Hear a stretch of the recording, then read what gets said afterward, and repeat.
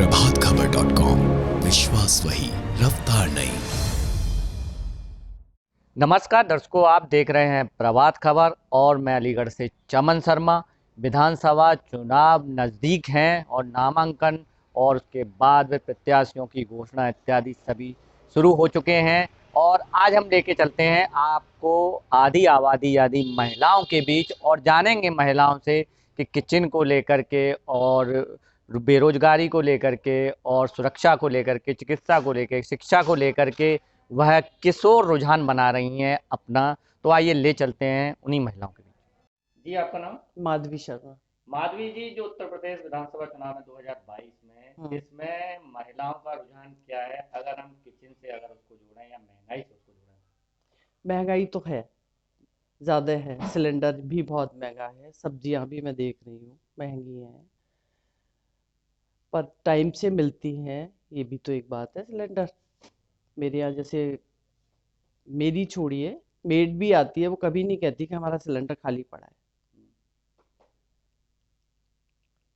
तो महंगाई के कारण से विपक्षी पार्टियों की ओर नहीं जाएगी महिला?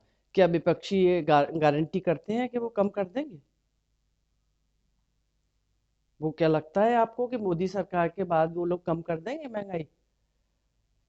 मुझे तो नहीं लगता। तो महिलाएं फिर मैं तो सपोर्ट करूंगी भाजपा को ही,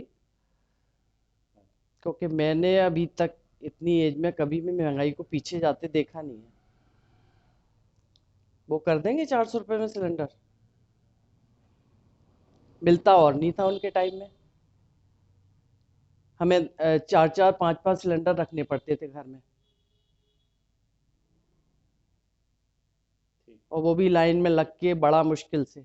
कभी किसी पड़ोसी से ले रहे हैं, खत्म हो गया, कल आ जाएगा तब हम देंगे आपको। ब्लैक ऊपर से ऑनलाइन होता है, कभी भी आपको जब फुर्सत मिले ऑनलाइन बुक करिए, दूसरे दिन आ जाता है फौरन सिलेंडर। आपका नाम? प्रभा सिरोही। प्रभा जी, जो विधानसभा चुनाव है 2022 के, अगर इसमें महिलाओं की सुरक्षा को लेकर के बात करें तो महिलाएं किस तरफ जाने का रुझान बना रही हैं? इसमें महिलाएं बीजेपी की तरफ जाने का रुझान बनाएंगी, क्योंकि पहली सरकार में के रहते हुए गुंडागर्दी, छीना झपटी बहुत ज्यादा थी और इस सरकार में ये बिल्कुल नहीं है।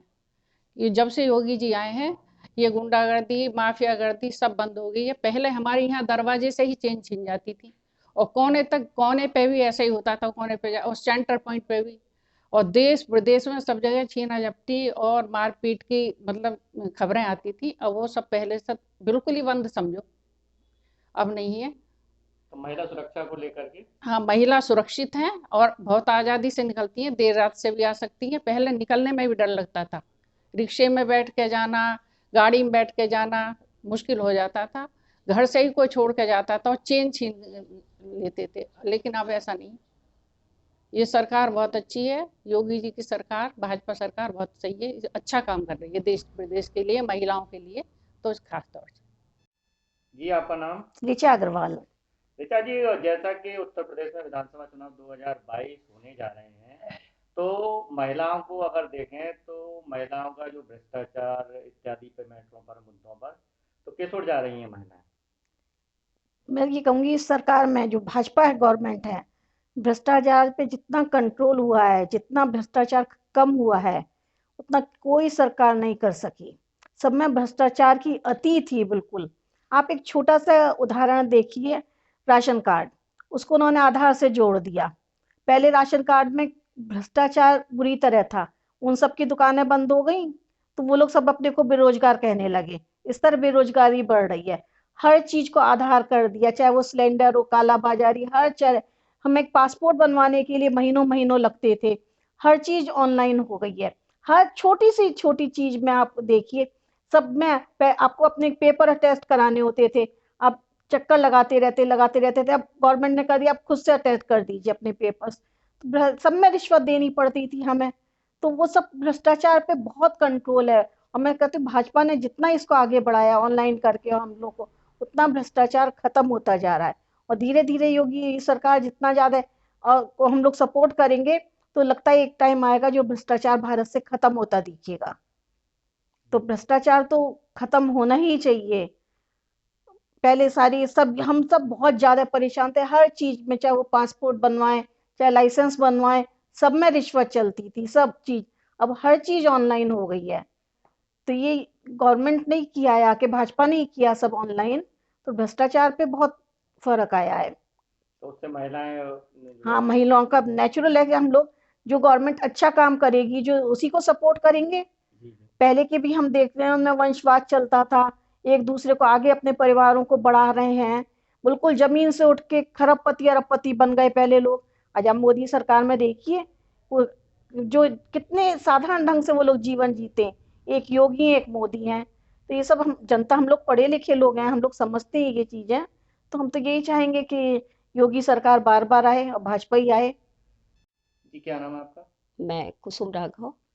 कुसुम जी, जो विधानसभा चुनाव है इसमें जो कांग्रेस की प्रियंका गांधी है वह मैं लड़की हूँ, लड़ सकती हूँ, और साथ ही साथ विधानसभा के लिए प्रत्याशी घोषित करते समय भी कई महिलाओं को उन्होंने टिकट दिया है।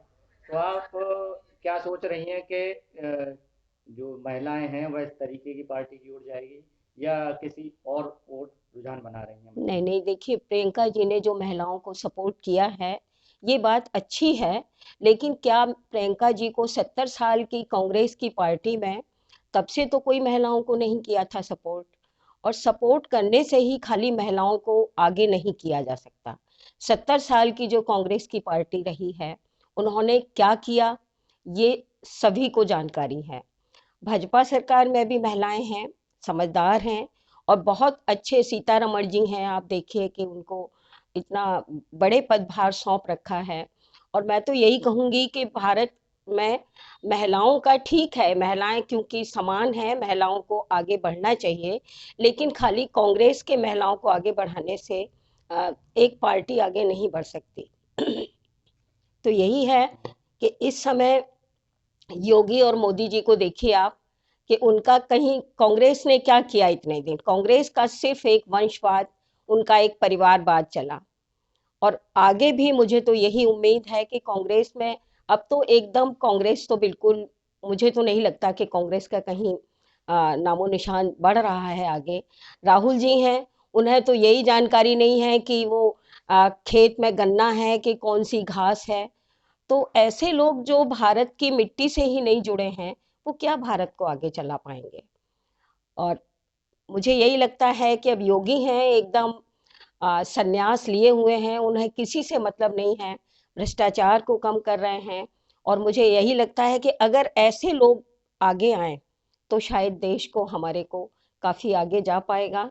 वरना बस यही है कि वो महिलाओं को सपोर्ट करेंगे, अखिलेश जी परिवार को सपोर्ट करेंगे, तो ये सब करने से मेरे हिसाब से तो काम नहीं आगे हो पाएगा।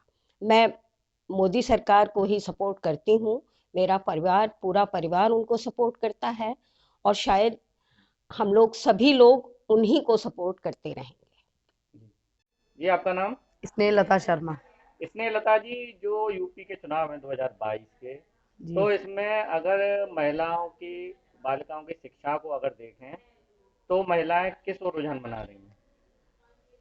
देखिए सर, इस समय जो है अगर महिलाएं शिक्षा की तरफ देखी जाए तो वो बीजेपी सरकार को ही रुझान बना रही हैं, क्योंकि बीजेपी सरकार में जो भी बच्चा पास होता है वो अपनी 100% अपनी मेहनत से सफल होता है।